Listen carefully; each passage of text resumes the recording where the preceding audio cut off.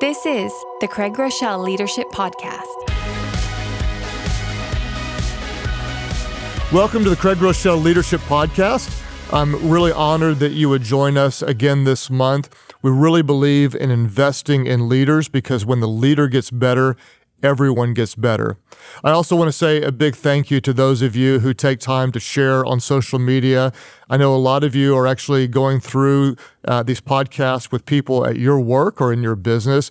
Thank you for doing everything you can to get the word out. And also, if you haven't subscribed yet, you can subscribe on YouTube, on iTunes.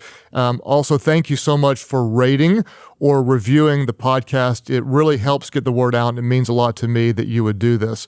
If you have questions, thoughts, comments, or ideas, I love hearing from you. You can email me at leadership@Life.Church, leadership@Life.Church, and I always love to try to answer a couple of questions. In this particular episode, I'm not going to deal with any questions because the content is a little bit longer, but next month I'll answer questions. So what we're going to do today is this. I'm going to give you a teaching. Then we're going to review the content because as we review, it really helps to drive the content deeper into our hearts. And then at the very end, I've got application questions, which that's probably the most important part because we want to apply what we learn, and that's where we grow as leaders. Let me give you the title of today's episode. This month, we're talking about firing your inner boss. Firing your inner boss. You may say, what in the world do you mean by that? It should become evident as we go through this. Let me start with this question. Why do you think most people leave their jobs?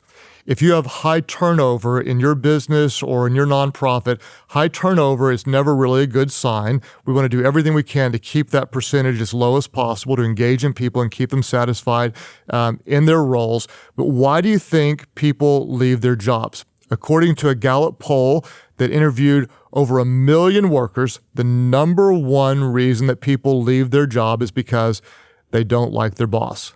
People leave their job because they do not like their direct supervisor. In fact, someone said people don't leave companies, they leave bad bosses. They don't leave jobs, they leave bad supervisors when they don't feel appreciated, engaged, or valued. Chances are, at some point in your career, you've experienced a bad boss. For example, if you were ever at a job where you didn't like or respect your boss, the odds are really, really high you didn't love that job. On the other hand, it's so true as well. If you ever worked under a strong leader who cared for you, invested in you, and believed in you, chances are really, really good you enjoyed what you were doing. Why? Because the boss can make all the difference. What I want to do in this episode is create just what appears to be a small change in thinking, but the implications are really, really big. Rather than trying to be an effective boss, what I want to do is talk to you about being a great leader. Let me just say it again. Instead of being just a good boss, I want to talk to you about being a great leader. Before you roll your eyes and say, that's not that big of a deal, this change of mindset is actually way more important than you could ever imagine. What I want to do is give a foundation first, and then we're going to get into the real differences between being a boss and a leader. Let's talk about maybe your role right now. If you're over a department, over a project, or over a team, you may be the boss, but that doesn't mean that you're the leader. Just because you have a title doesn't mean that you've actually got the hearts of the people and are able to lead them to the right outcome. What tends to happen? You've seen this over and over again. Power can do unusual things to different people. When you promote someone to a new position of power, it can bring out some really good qualities, but often it brings out qualities that are not so positive. In fact, that's why people say, if you want to test a person's character, give him or her power. You've seen this maybe in your organization. A decent guy gets promoted and suddenly he becomes a real jerk as a leader. Or a talented woman gets promoted into a new role and suddenly she starts acting irrationally. What happens? Power can do unusual things to different people. Why is this? Well, the moment you're put in charge, the first thing to rise to the surface generally is not your confidence, but your insecurities. The moment you're promoted in the organization, generally what happens on the inside is you tend to think, am I good enough? Will they see through me? Can I pull this off? Do I have what it takes? can I get the results? In fact, I'm working on a teaching for a future podcast called The Insecure Leader.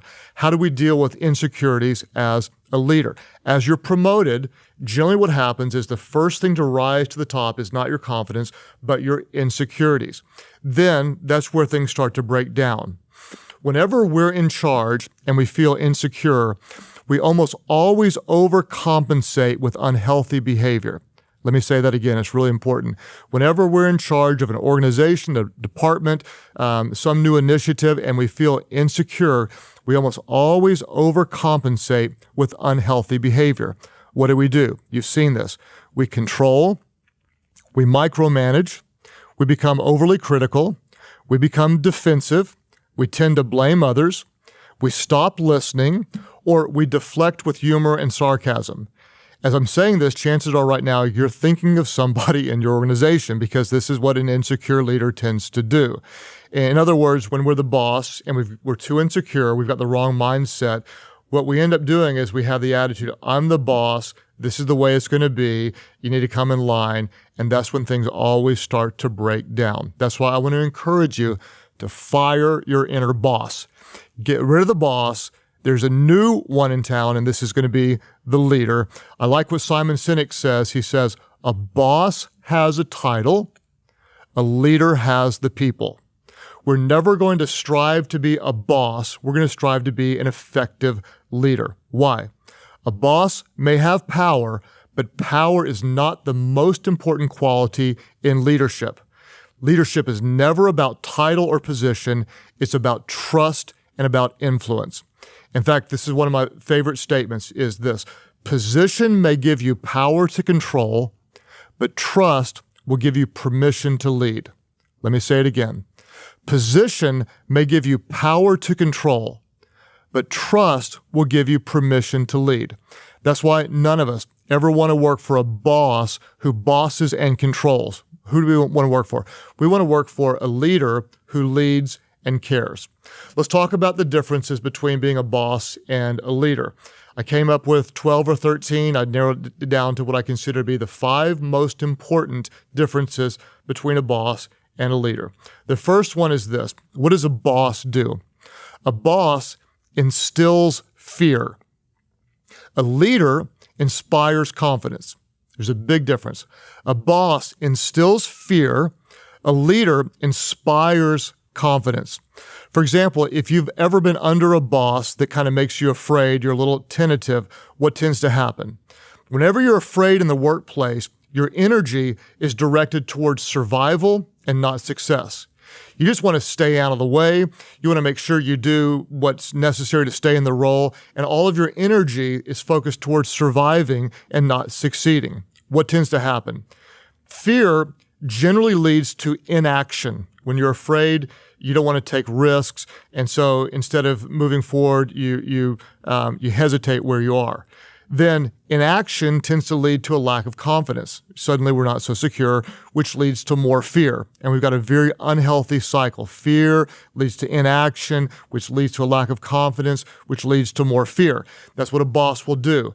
Instead of creating confidence in the team, everybody's afraid of making a mistake, and so suddenly there's a very negative spiral. As a leader, what we want to do is not just instill confidence in ourselves as a leader, but what we want is we want our team to be confident in themselves. We want the person, the team player, to recognize they've got great gifts, they're talented, and they're in the right role to make a big difference. We want to inspire confidence in themselves. We want to inspire confidence in what we stand for, and we want to inspire confidence in where we're going. We're an organization on a mission. We have the right people. We have the right chemistry. We have the right team. We stand for the right things, and that's what we want to do as a leader, is we want to inspire confidence that the right people are here doing the right thing, moving the mission forward. There's a big difference. A boss instills fear. Uh-oh, I'm so afraid. A leader inspires confidence. The second big difference is this. A boss assigns blame. A leader takes responsibility. A big difference. Something goes wrong, a boss points the finger and assigns blame. On the other hand, a leader takes responsibility. What tends to happen? If you're a leader and you're always blaming somebody else, it's their fault, they didn't do this, our team doesn't, they won't, or whatever. Why are we doing this?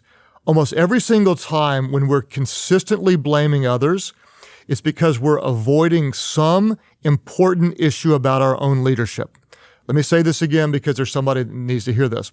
Whenever we're consistently pointing the fingers to others, the problem is we're blaming others because there's some important issue about our own leadership that we're refusing to address. What do? We don't assign blame. We as the leader accept responsibility. I like to say this: we fix problems, we don't fix blame. We fix problems, we don't fix blame.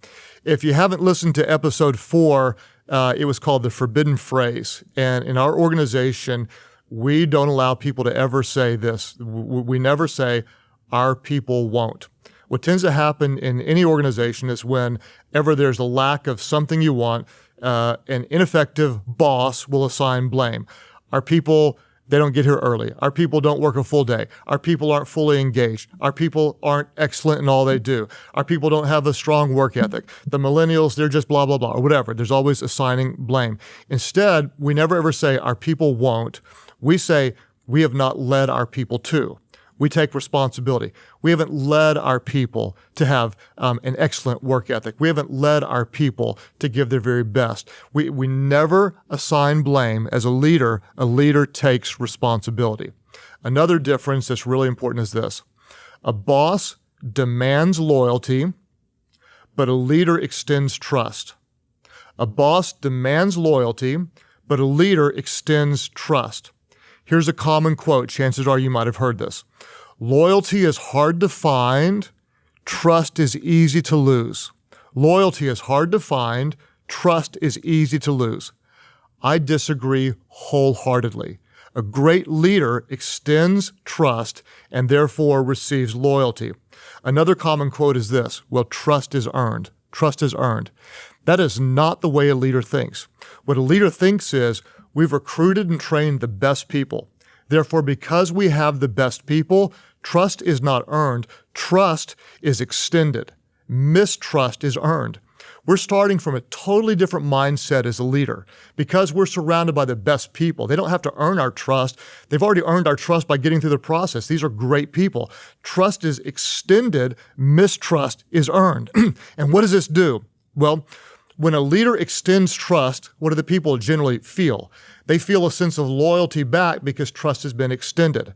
This is where the difference comes in.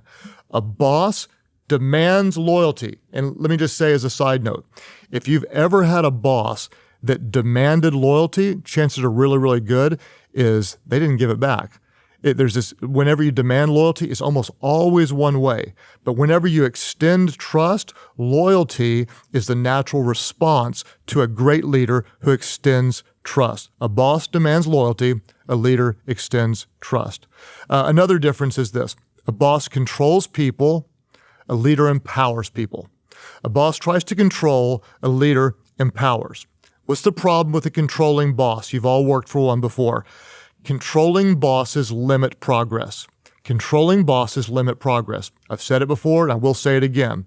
You can have control or you can have growth, but you cannot have both. That's why a leader empowers people. Instead of controlling, we're going to empower. I like Becky Broden's quote. Becky says, leadership is not about wielding authority. It's about empowering people. What are we doing? As an empowering leader, we're not just giving people tasks. Instead, we're giving people responsibility. What's the difference? When we give a team member a task, we're training them to do. Go do what I ask you to do. When we give them responsibility, what do? We're training them to lead. There's a big difference. We're not just saying go do a task that trains people to do a task. When we give them responsibility, we're empowering them and training them to become leaders. Here's the bottom line. We're not going to control people. As a leader, we're going to empower them. We want them to know we hired you because you're talented. We brought you on to improve things in our organization. We believe that you're capable of pushing the mission forward, not just doing what you're told, but creating an environment that helps us to succeed. What's the difference? A boss controls people. A leader empowers people. Another difference is this. A boss is often guarded. A leader is transparent. A boss is often guarded. A leader is transparent. Why is a boss guarded? Because of fears, an insecure boss rarely admits to weakness, often appears distant, and likes to avoid or control information. Because of the fears, we're going to keep a distance from everybody else, and we're going to control the information. A secure leader, on the other hand, does what? A secure leader admits to mistakes, doesn't have to know it all, can be very real and vulnerable. Here's what we need to understand, and I hope you'll understand this as a leader. No one expects you to be perfect. No one expects you to be perfect as a leader. In fact, when you think about it, people actually like it when you're not perfect. I've said before that people admire your strengths, but they connect with you because of your weaknesses. They may look back and say, well, I love the fact that you're a strong visionary, and, I admire your strengths, but they connect with you through your weaknesses. That's why I always say as a leader, be yourself. At the end of every podcast, be yourself, because people would rather follow a leader who is always real than one who is always right. Don't be guarded as a leader. Let your guard down. Be transparent. Be vulnerable. You don't have to vomit everything on your team, but if you're real, they'll connect with you as a real person. There'll be trust, and you can move the ball forward. That's why in this episode, I want to tell you, fire your inner boss.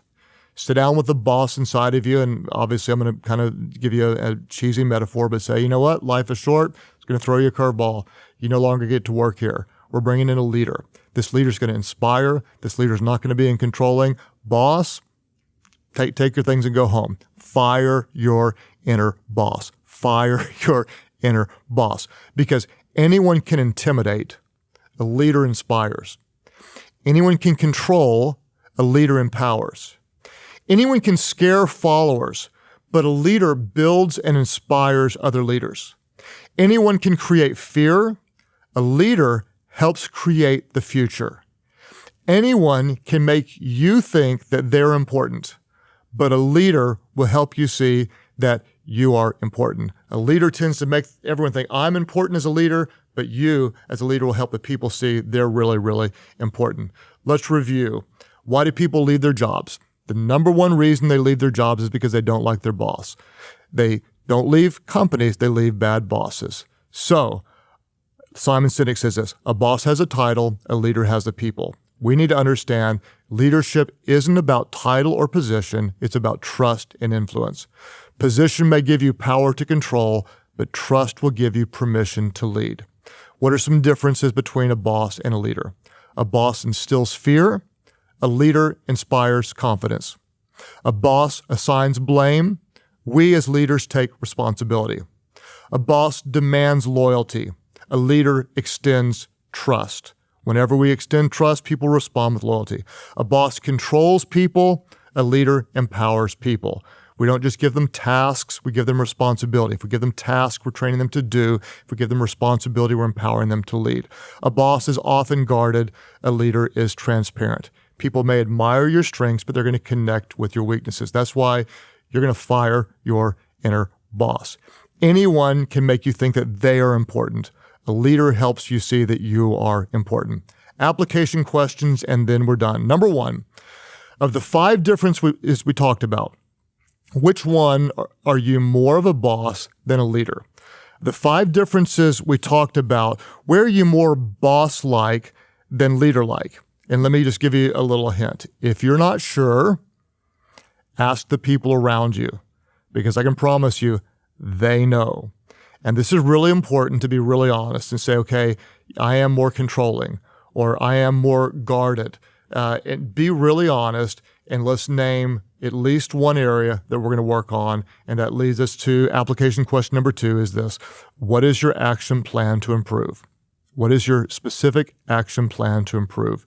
You may get some people around you to give you feedback, and you may even set some goals and say, here's very specifically what I'm going to do to become more empowering, or here's very specifically what I'm going to do to start accepting responsibility, or here's very specifically what I'm going to do to start being more transparent or more vulnerable in my leadership. Be very specific in your goals. Why? Because general goals do not lead to specific changes. Be very specific, because general goals do not lead to specific changes.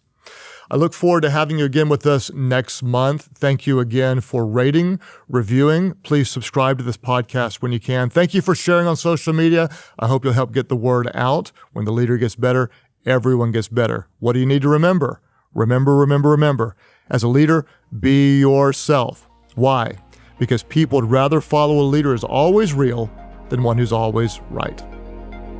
Thanks again for tuning in to this episode of the Craig Groeschel Leadership Podcast. If you want to go deeper into this episode or any previous episode, you can find additional resources and show notes, all available completely for free at Life.Church/Leadership Podcast. Or you can sign up to subscribe to have those notes sent directly to your inbox at the same site. And as you know, Craig always answers your questions, and he loves hearing your stories of how you are growing as a leader.